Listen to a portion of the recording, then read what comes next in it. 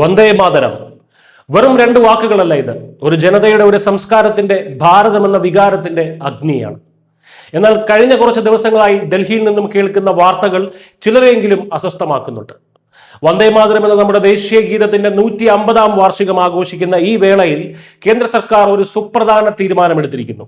ഇത്രയും കാലം നമ്മൾ പാടിയിരുന്നത് വന്ദേ മാതരത്തിന്റെ വെട്ടിച്ചുരുക്കിയ രൂപമായിരുന്നുവെങ്കിൽ ഇനി മുതൽ അതിന്റെ പൂർണ്ണ രൂപം, അതായത് 6 സ്റ്റാൻസകളും ഔദ്യോഗികമായി പാടാൻ പോവുകയാണ്.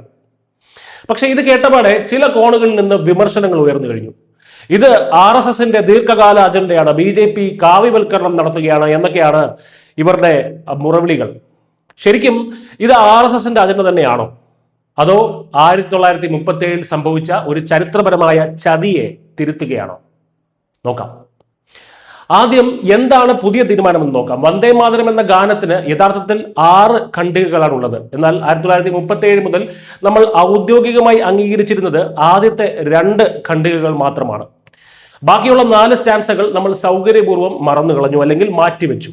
എന്നാൽ ഇപ്പോൾ കേന്ദ്ര ആഭ്യന്തര മന്ത്രാലയം പുറത്തിറക്കിയ പുതിയ പ്രോട്ടോകോൾ പ്രകാരം വന്ദേ മാതരത്തിന്റെ 150-ാം വാർഷിക ആഘോഷങ്ങളുടെ ഭാഗമായി ഈ ഗാനം ഇനി മുതൽ അതിന്റെ പൂർണ്ണ രൂപത്തിൽ തന്നെ പാടണം. മാത്രമല്ല, ദേശീയ ഗാനമായ ജനഗണമനയ്ക്ക് നൽകുന്ന അതേ ആദരവ് എഴുന്നേറ്റ് നിന്ന് വന്ദേ മാതരത്തിനും നൽകണം.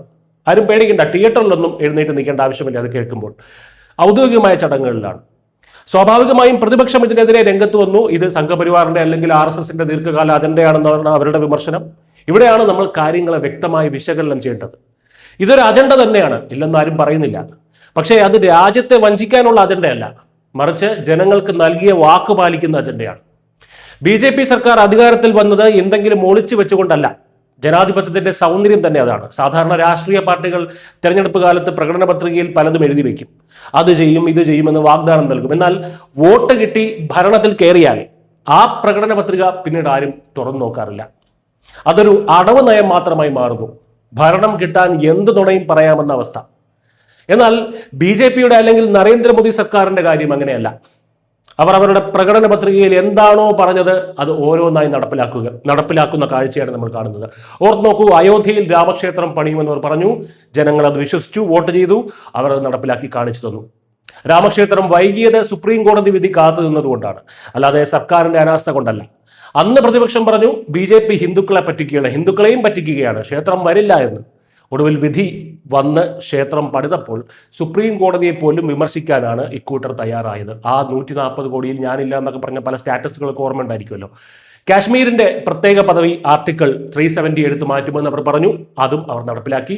പൗരത്വ ഭേദഗതി നിയമം കൊണ്ടുവരുമെന്ന് പറഞ്ഞു, അതും ചെയ്തു. വന്ദേ മാതരം ഉൾപ്പെടെയുള്ള സാംസ്കാരിക ചിഹ്നങ്ങളെ വീണ്ടെടുക്കുമെന്ന് അവർ പരോക്ഷമായി സൂചിപ്പിച്ചിരുന്നു. ഇപ്പോൾ അതും നടപ്പിലാക്കുന്നു. അതായത് RSSന്റെ രാഷ്ട്രീയ മുഖമായ BJP അവരുടെ അജണ്ട കൃത്യമായി ജനങ്ങൾക്ക് മുന്നിൽ വയ്ക്കുന്നു.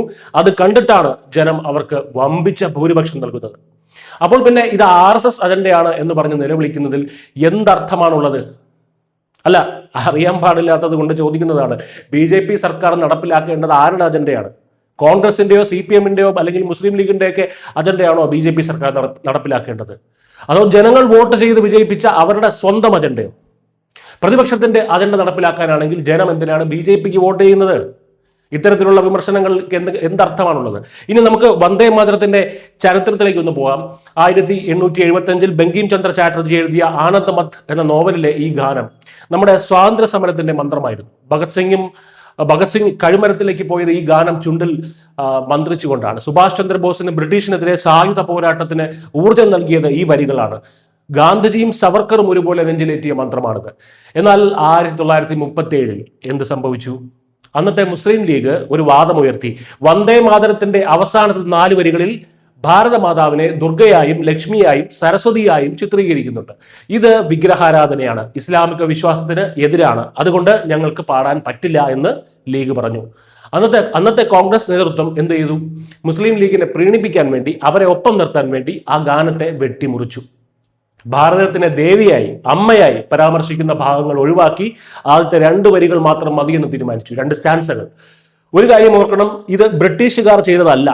നമ്മുടെ സ്വന്തം രാഷ്ട്രീയ നേതൃത്വം ഒരു പ്രത്യേക വിഭാഗത്തെ പ്രീണിപ്പിക്കാൻ വേണ്ടി നമ്മുടെ സംസ്കാരത്തെ ബലി കഴിച്ച നിമിഷമായിരുന്നു അത്. ഇന്ത്യൻ നാഷണൽ കോൺഗ്രസ് ചെയ്ത ചതി. എന്നിട്ടെന്ത് സംഭവിച്ചു? ഈ വിട്ടുവീഴ്ച കൊണ്ട് മുസ്ലിം ലീഗ് സംതൃപ്തരായോ? ഇല്ല.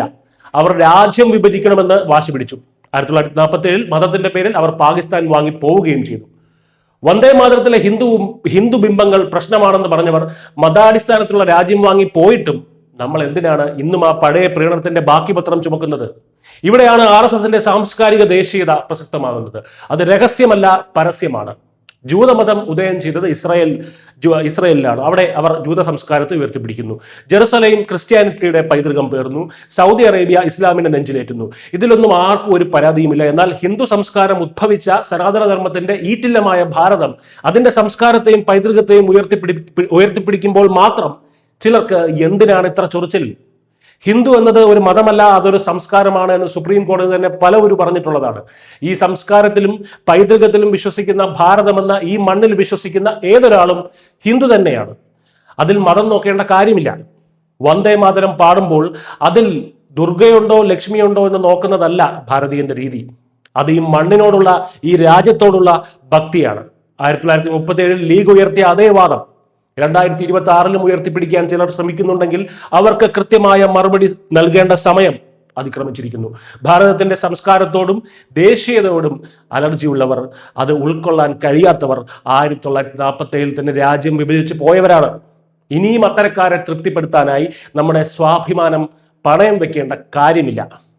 കേന്ദ്ര സർക്കാർ ഇപ്പോൾ വന്ദേ മാതരത്തിന്റെ പൂർണ്ണ രൂപം പുനഃസ്ഥാപിച്ചപ്പോൾ യഥാർത്ഥത്തിൽ ചെയ്തത് ചരിത്രത്തോട് ചെയ്ത നീതിയാണ്. ബങ്കിം ചന്ദ്ര ചാറ്റർജി ആ ഗാനത്തിൽ കണ്ടത് വെറും പ്രകൃതി വർണ്ണനയല്ല, നമ്മുടെ അറിവ്, നമ്മുടെ ശക്തി, നമ്മുടെ സമ്പത്ത്, ആത്മീയത എല്ലാം ചേർന്നൊരു പൂർണ്ണ രൂപമാണ്. അത് വെട്ടിമുറിച്ച് പാടുന്നത് ആ ഗാനത്തിന്റെ ആത്മാവിനെ നോവിക്കുന്നതിന് തുല്യമാണ്. പുതിയ തലമുറ വന്ദേ മാതരം മുഴുവനുമായി കേൾക്കട്ടെ, പാടട്ടെ. നമ്മുടെ പൂർവികർ എന്തിനു വേണ്ടിയാണോ ജീവൻ നൽകിയത് ആ വികാരം അവർ അറിയട്ടെ. ഇതിൽ വർഗീയത കാണുന്നവർ കാണട്ടെ, അത് അവരുടെ മാത്രം പ്രശ്നമാണ്. ഭാരതീയനും വന്ദേ മാതരം, എല്ലാ ഭാരതീയനും വന്ദേ മാതരം എന്നും ആവേശമാണ്, അഭിമാനമാണ്. ആ അഭിമാനം ഇനി അതിന്റെ പൂർണ്ണതയിൽ തന്നെ മുഴങ്ങിക്കേൾക്കും. ഈ തീരുമാനത്തിലൂടെ മോദി സർക്കാർ നൽകുന്ന സന്ദേശം വളരെ വ്യക്തമാണ്. പ്രീണനത്തിന്റെ കാലം കഴിഞ്ഞു, ഇനി സ്വാഭിമാനത്തിന്റെ കാലമാണ്. വന്ദേ മാതരം. ജയ് ഹിന്ദ്.